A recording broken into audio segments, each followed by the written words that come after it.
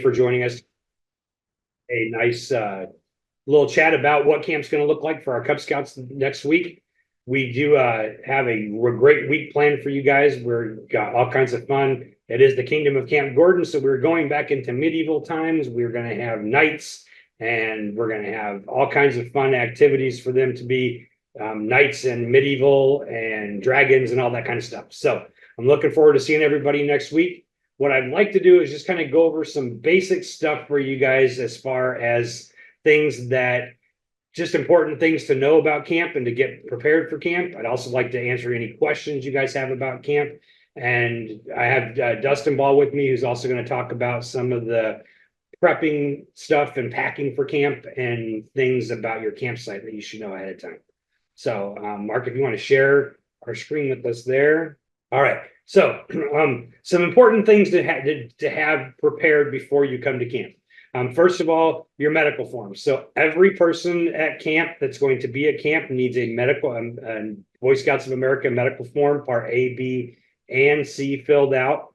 We need for your immunization records. I need to know what month and year your immunizations were given. And as if you've done any of the activities within the council, then the last year, we also need an extra copy of part A. We are now keeping a copy of part A on site for everybody who's here. So just when you come to camp, please make sure you bring an extra copy for each person staying camp. Yes, I need those not just from your scouts, but I also need them from every adult that's going to be here as well. So yeah, you have some time to take care of that, but we need all three parts for that.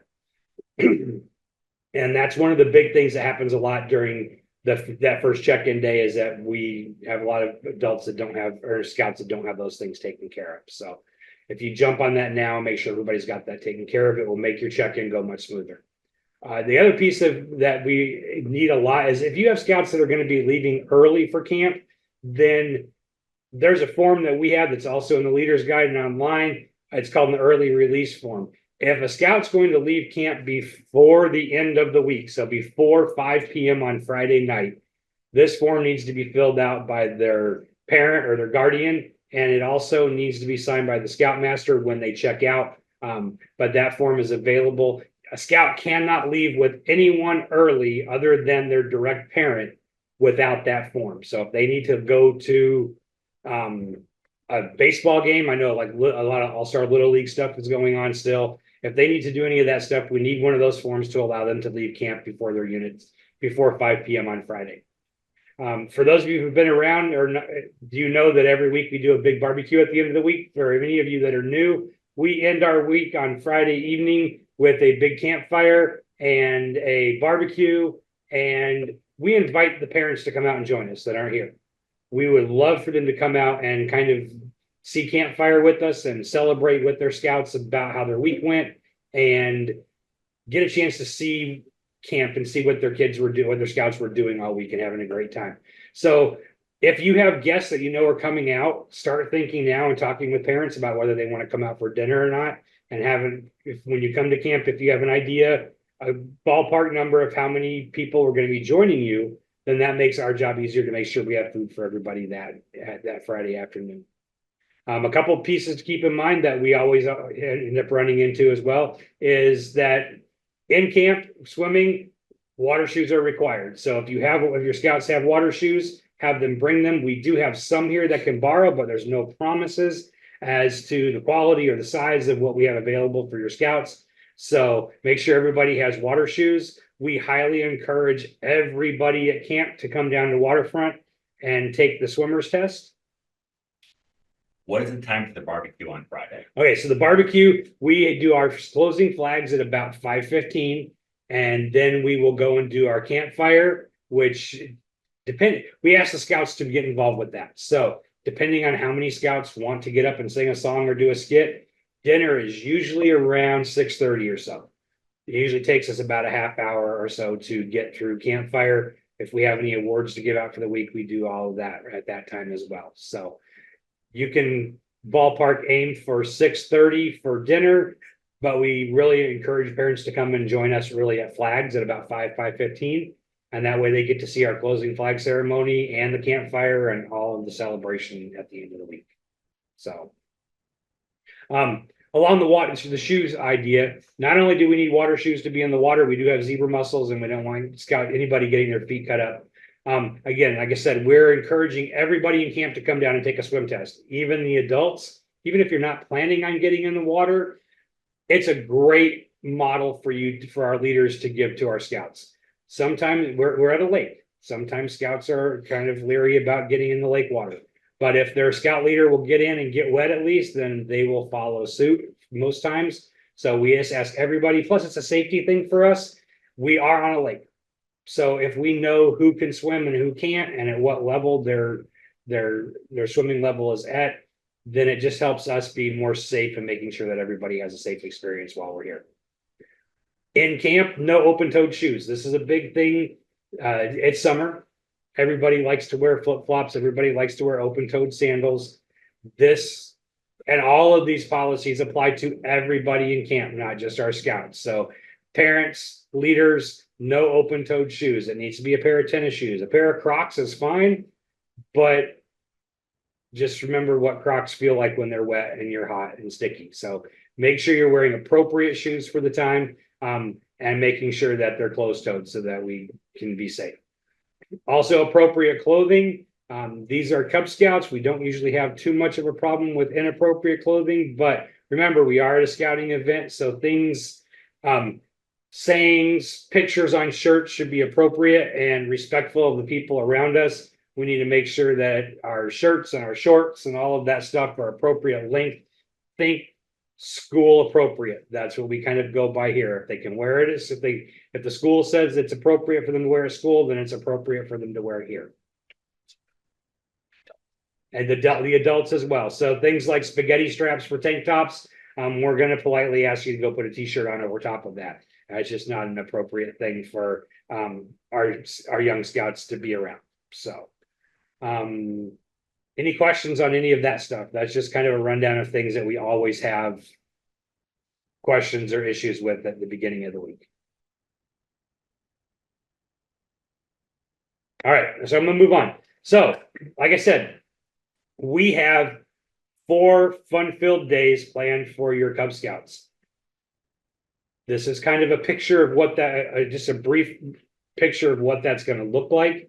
And I'm going to work through some of the pieces on here, but not all of it, because it's very detailed and we don't need to know everything. But this is also available. We'll have the copies of this available for you when you arrive.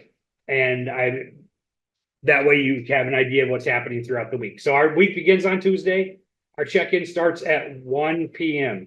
We do not start check-in earlier than 1 p.m. because my staff are not ready to go before 1 p.m. We have a lot of work that we do prior to checking our units in. So you're welcome to be here at 12:30, but you're going to be standing around for 30 minutes waiting for us to do check-in. We just don't start check-in early. So check-in starts at 1. When your whole pack is here, you will come up to the table by headquarters. We'll get you all checked in, make sure everybody's here. You're going to get a nice brightly colored bracelet to wear for the week. That is one of our safety pieces. So once that bracelet's on, if a scout loses one or it breaks or miraculously a bear ate it, whatever the stories, we've heard them all. If they lose that bracelet, adult or child, they need to come up and we'll get them a new one. But that's one of our safety things. We know who's supposed to be in camp and who's not by those bracelets.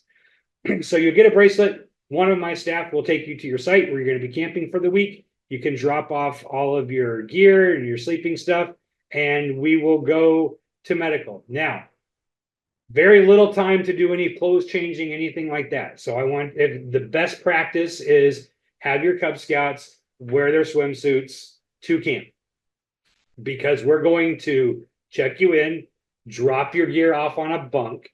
We're going to go to the medical office and we're going to make sure that our medical forms are all good and we've got everything we need for that. We're going to find a place, we're going to find a seat where we're going to eat every day for the next week. And then we're going to go hit the water and do our swim tests. There's not a lot of time for us to go change into swimsuits. So if we can arrive in swimsuits, then it's quick and easy. And we can keep things moving pretty fast. We're also going to give you a tour of camp that day so you know where everything is in camp. Whether you've been here 100 times or whether it's your first time, we do that with everybody because you never know what's going to change a little bit from year to year as far as what camp looks like. At 4 o'clock, no matter what's going on, we ask one adult from every unit to join us for a leaders meeting, which will be down in Memorial Lodge, which is the big building right by the waterfront area, by the swimming area.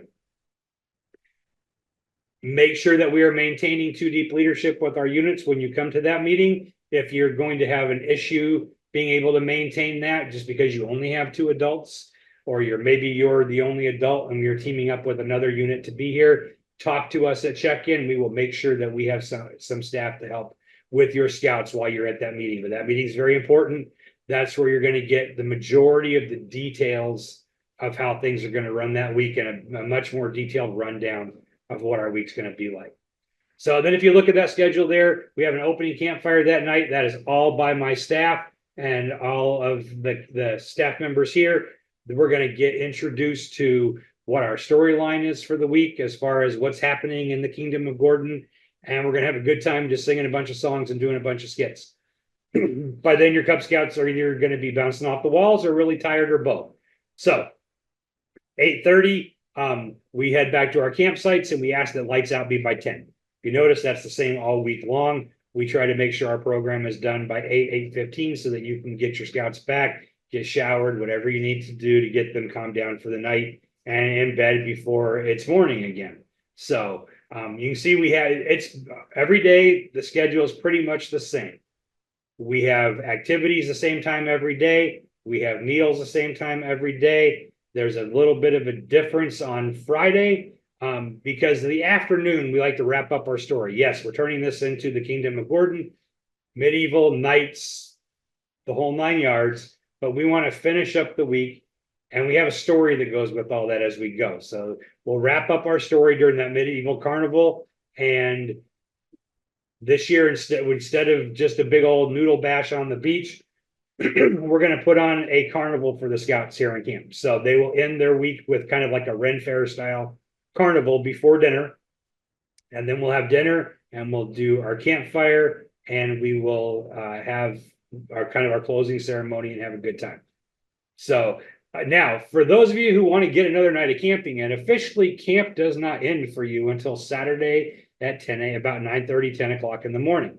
So if you are coming from a distance away, or you are looking to get another night of camping because the weather is always great here at Camp Gordon, then you are welcome to stay Friday night. After our dinner and everything, you can have a night of just camping with your unit and the campsite.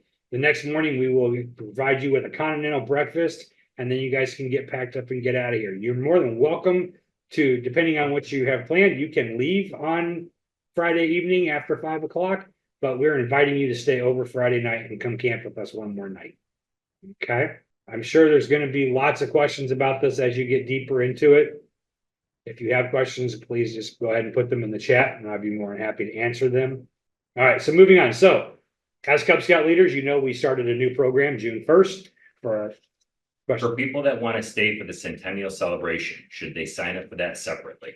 Yes. And the centennial celebration, is completely separate from camp. There is a registration page on the Five Rivers Council page. If you go to the calendar on the Five Rivers Council website, which is fiveriversbsa.org, click on the calendar at the top, and there's a separate registration for that event. So that's a great way for you to be able to stay for that event, is camp that extra night Friday night.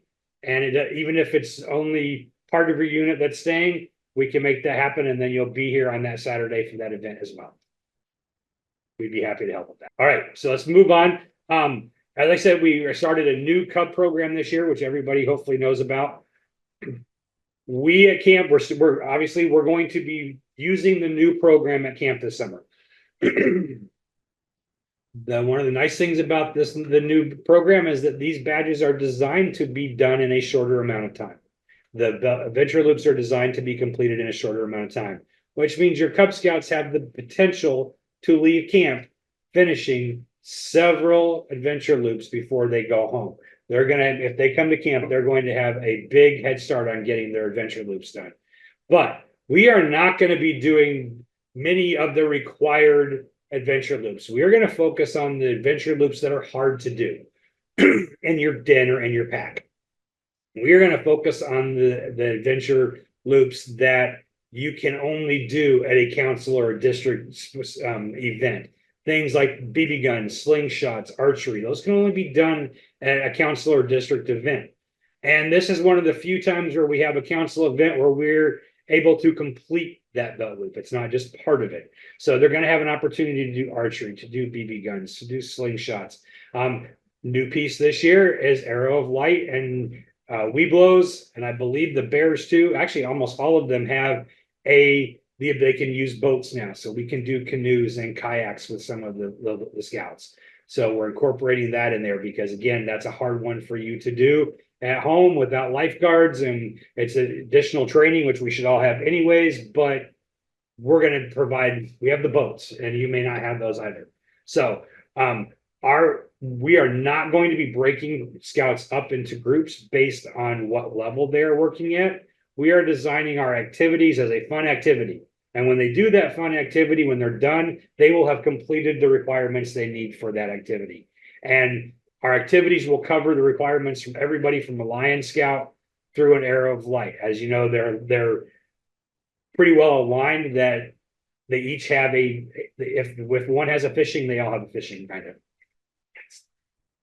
Yeah, so we're going to be looking at, but we are going to be working on a rotation basis. I know we've had, if you've ever come to one of our spring or fall events for the Cubs, we do a rotation where we go to a station, we're there for a certain amount of time, and then we move on to the next station. After last summer, we got a lot of feedback and found that most of our units preferred that. They liked us being able to tell them, okay, now you're going to go to this station. And it's going to be better for your scouts because it's also going to allow every scout in your group to visit every single area and camp with the potential of earning a belt loop at every single station. And there'll be several different rotations throughout the week, so they'll have an opportunity to visit everywhere more than once. And we will still have open area where they can just go shoot BB guns, or they can just go swim, or just go play with the robots down in STEM. There's still going to be time for them to just go play, but we're going to rotate through the stations. So I know we are doing, like I said, we are doing the fishing one. We are doing there's a boating one it's called, like, we have lots of things available. So this slide really shows a lot of the ones that we're working on. We are going to do, I know most of you do a Pinewood Derby, but we're going to do some different races while we're here so that we can experience this belt loop in a different way. The fishing we're going to be doing. We're not going to be doing cycling here, but we are going to be doing the swimming. We have the opportunity, obviously you're at camp, so you have an opportunity to do some camping, work on the camping adventure loop. Like I said, the shooting sports and the boating are on this list, but these are the main ones that we're going to be working on, the ones that are harder to do for you at home. We may tackle some of the other ones as well, but we want to give your scouts an opportunity to do some badges that it's harder for you to do at home. So, questions about our program. All right, I'm going to turn it over to Dustin now to talk more about coming to camp and what you need to do to get here. Hello, my name is Dustin Ball. I'm the commissioner this year at summer camp. This is my 11th year at summer camp. I've worked many different areas. I've been program director before. So just had to come back and get another summer in. So some items to bring to camp: a complete scout uniform, a footlocker, suitcase, duffel bag of some sort. A backpack is also very helpful for your scouts to put their items in as they're moving around camp. Some comfortable walking or hiking shoes or sneakers. Our camp is not huge, but there is some large areas and you will be walking quite a bit during the day. Some undergarments, shirt, socks, underwear, anything like that. Extra clothing, cool weather jacket. It's normally pretty warm during the day, but every now and then during the night it will cool off. Some swimsuit, towels, swimming shoes, as Ian had mentioned earlier, flashlight, I love how it says extra bulb still, and batteries, some sort of canteen or water bottle, rain gear, bath towels, washcloths, shower shoes, and then more of the toiletries, the soap, shampoo, toothbrush, toothpaste, brush, comb. Personal first aid kit is recommended. And then if your scouts are interested in dressing up, we highly encourage that they bring a night themed outfit with them to wear. And if you need to reference the packing list at any time, it's listed in the program or the leader's guide that is found online. Some optional items that you may want to bring: camera, bug repellent, non-aerosol, musical instrument, any sort of religious material, and a battery-powered alarm clock.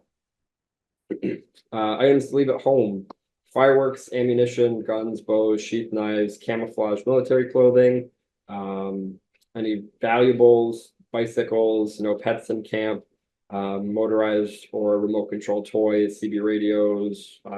We discourage youth from bringing cell phones. They are here to be at camp in nature, and that's where we want them to be, not glued to a cell phone.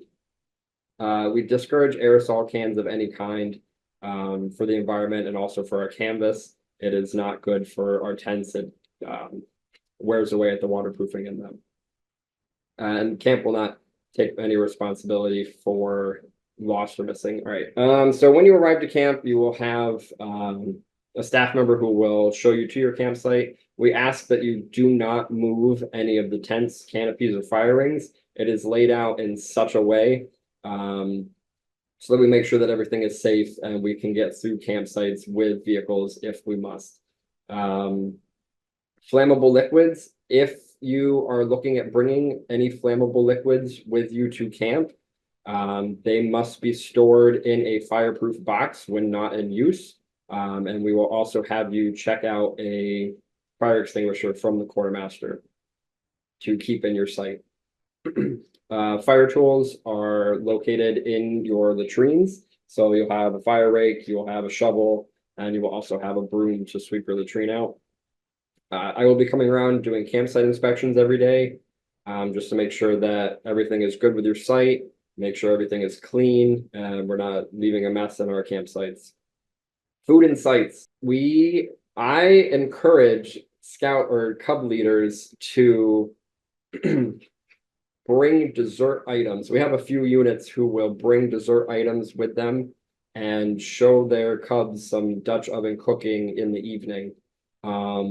If you do that, please invite me. I will always take a cobbler. It's always very delicious. But while we're doing that, it's okay to have food in the site. But if there is trash afterwards, we ask that it immediately gets to the dumpster and any extra food is stored in your vehicle. We will try and be as accommodating as we can for special requests during your stay. If you have a special request, please reach out to Ian, and we can see what we can do to accommodate during your stay here at camp. I look forward to seeing everyone next Tuesday. At this time, I'm going to pass it back to Ian. The picture is up, but I want to show you because they just showed up this afternoon. Here is this year's t-shirt. They just literally got unloaded off of the UPS truck about 2 hours ago.